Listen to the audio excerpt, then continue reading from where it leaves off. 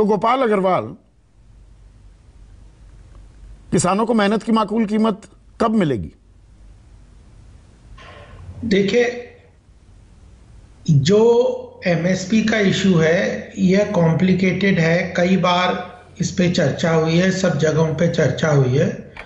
जो हमें लगता है कि किसान नेता खुद ही नहीं चाहते इस पूरे सॉल्यूशन को आगे बढ़ने के लिए। किसानों का जो समस्या है वो बड़ी विकट है। किसानों की जो एग्रीकल्चर सेक्टर में ग्रोथ हो रही है देश की, वह कम हो रही है, और बहुत सारे लोग जो हैं कृषि क्षेत्र में अंडर एम्प्लॉयमेंट, यानी जितनी आवश्यकता उससे ज्यादा लोग कृषि क्षेत्र में किसी न किसी कारण से लगे हुए हैं। ये सारी जो समस्याओं का समाधान, अगर आप सोचते हो कि एमएसपी के अंडर ही है, तो वह नहीं है। एमएसपी एक पार्ट है उस सॉल्यूशन का। सबसे बड़ी बात है कि अगर आपको महंगाई दर को भी बराबरी से उसको देखना है, एमएसपी आप बढ़ा देंगे, किस लेवल पे बढ़ा देंगे, उसके बाद उसका भंडारण भी होना है, उसका सप्लाई भी होना है, उसके बाद कंज्यूमर को किस प्राइस पे मिलता है, यह भी सब देखना है। देवेंद्र जी बहुत बड़े विद्वान हैं कृषि क्षेत्र के। मैं चाहता हूं कि यह इस चीज पे एक निष्पक्ष रूप से पॉलिटिकल चीज को अलग रख के बताएं। नहीं, निष्पक्ष तो चर्चा कर रहे हैं गोपाल बाबू। समाधान, एक सेकंड गोपाल बाबू, एक चीज बताइए, कोई भी ये रोजी रोटी कमाने का एक जरिया है किसानी, 2/3 जनसंख्या इसी पर आधारित है, निर्भर है। तो ये कोई ऐसी चीज तो है नहीं 1-2% जनसंख्या को ये अफेक्ट करती हो। कोई उद्योगपति वो अपना एक उत्पाद बना रहा है तो उसके हितों को सहेजा जाता है ना, सरकार सहेजती है। यहां एमएसपी है, अभी दूसरे पहलुओं पर तो आऊंगा। एमएसपी न्यूनतम समर्थन मूल्य, उससे भी 2,400 रुपए कम बेचने पर किसान मजबूर हो जाए और सरकार कुछ भी ना कर पाए, इससे बड़ी विकट समस्या क्या हो सकती है देश में? संदीप जी, आप ये बताओ ना कि कोई भी आर्थिक दृष्टिकोण वाला व्यक्ति कॉस्ट प्लस मॉडल पे कोई बिजनेस या कोई भी इकोनॉमिक एक्टिविटी सफल हो सकती है क्या? आज बिजली उत्पादन की कंपनियां कहती हैं कि हमें 11 रुपए के रेट पे हमारा बिजली उत्पादन का कॉस्ट है। कोई हाइड्रो इलेक्ट्रिसिटी की कंपनियां, तो आप कॉस्ट प्लस पावर एमएसपी देते ही क्यों हैं, निर्धारित क्यों करते हैं? आज क्यों आए पीयूष गोयल? ये एमएसपी का ऐलान करने का फिर मतलब क्या है? ये बेईमानी है, फिर तो ये कोरी नौटंकी है। 6% बढ़ा दीजिए, 7% बढ़ा दी। एमएसपी अगर दी नहीं जाएगी उसकी घोषणा करने के क्या मायने?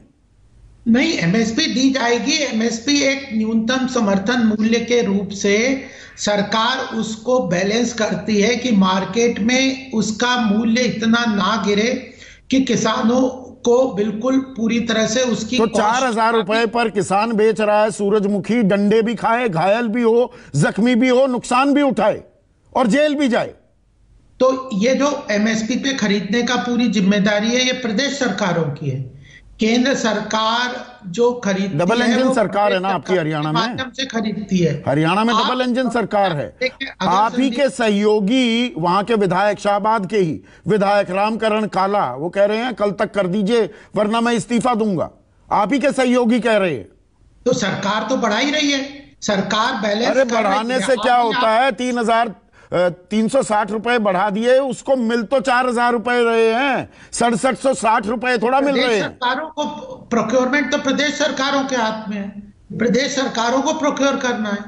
तो वहां बीजेपी की सरकार नहीं है, किसी और की सरकार। हमने तो सरकार की तरफ से, केंद्र सरकार की तरफ से, जब यहाँ पे पहले की सरकारों के पास अनाज भर के सड़ता था, हम लोगों ने उसको पूरी तरह से गरीब कल्याण, प्रधानमंत्री गरीब कल्याण योजना के अंतर्गत 90 करोड़ लोगों को निःशुल्क और मुफ्त अनाज देने की योजना शुरू करी, जिसको वर्ल्ड बैंक ने भी उसकी तारीफ की। समस्या का समाधान कोई जादू की छड़ी से नहीं होगा, सब चीजों को ध्यान में रख के होगा। आप बाजार की बड़ी बातें करते थे, मैं बिल्कुल ये मानता हूं आपका तर्क कि सारी फसल की खरीदी सरकार नहीं कर सकती, और आप ये कहते थे कि बाजार को तय करने दो। बाजार तय कर रहा है 4,000 रुपए का दाम, तो इसीलिए एमएसपी को कानूनी जामा पहनाना जरूरी हो जाता है ना, कि नहीं?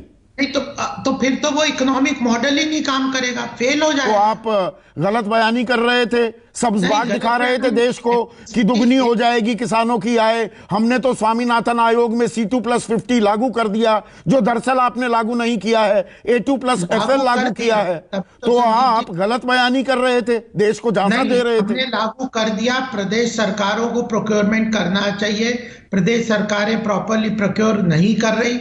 और भी कई समस्याएं, उन सब का भंडारण की भी आवश्यकता है, उसका ट्रांसपोर्टेशन का भी 9 साल हो गए आवश्यकता है, आपकी सरकार को। उसमें किसानों को इन्वेस्टमेंट की भी आवश्यकता है, उनको वैकल्पिक स्रोत इनकम की आवश्यकता है। किसानों की समस्या का समाधान 360 डिग्री के रूप में हमारी सरकार कर रही है। कर रही है, वो दिख गया ना। 27 रुपए प्रतिदिन किसानी, विशुद्ध किसानी से आए है। 2022 तक किसानों की आय दोगुनी हो जानी थी, वो हो गई 27 रुपए प्रतिदिन। किसानों के नेता खुद इस तरह की समस्या का समाधान नहीं होने देना चाहते। अनिल घनवत जी से पूछ लीजिए, अनिल घनवत जी किस तरह से कहते हैं कि जो कृषि कानून में हमने बदलाव, आमूलचूल बदलाव, परिवर्तन का फार्म लॉज लाए थे, किस तरह से राजनीतिक उद्देश्य से। अच्छा।